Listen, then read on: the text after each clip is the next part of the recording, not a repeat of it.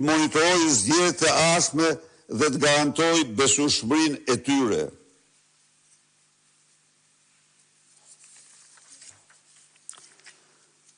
Shpreh solidaritet me qytetarët shqiptar dhe forcat demokratike që punojnë për rikthimin e pluralizmit, llogaridhënies dhe vlerave europiane. Konkluzione. 4. Konkluzione.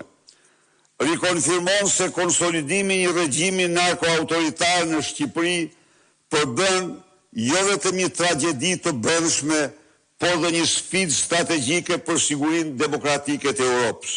Thekson se pa veprim të menjëhershëm korrigjues, Shqipëria rezulton të kthehet në një stret përhershme për krimin organizuar, kapitalin e paligjshëm dhe qeverisjen autoritare brenda kufive të Europës.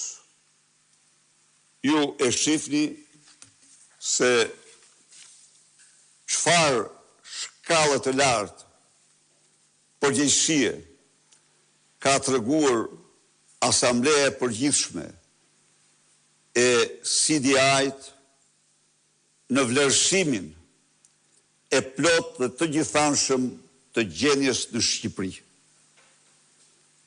Kjo rezolut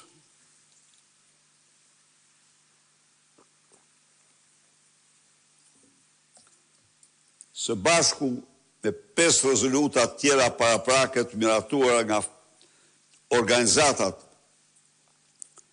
ndërpartjake të forcave politike të qendrës djathtë përbën një mbështetje të një të jashtëzakonshme për opozitën shqiptare, për qytetarët shqiptar në betejën e tyre kundër këtij regjimi që është i jashtë çdo lloji standardi demokratik, nuk ka asnjë legjitimitet, bashkëpunon me krimin dhe vjedh në mënyrë monstruoze qytetarë shqiptar.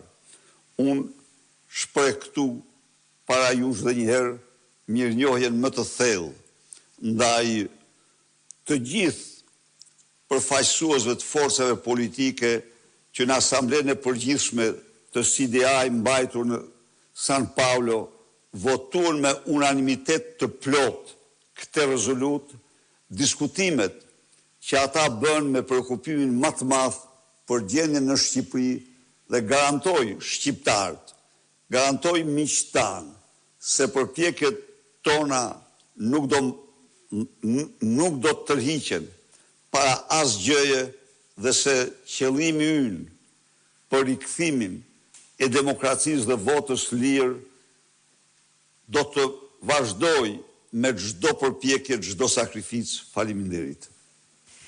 Zoti Berisha, gjatë qëndrimit tuaj në Brazil, Tirana u vizitua nga zyrtarja e lartë e Bashkimit Evropian Marta Kos, e cila i konsideroi zgjedhjet e 11 majit të lira dhe të ndershme.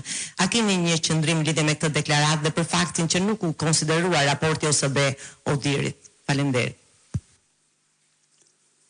Partia Demokratike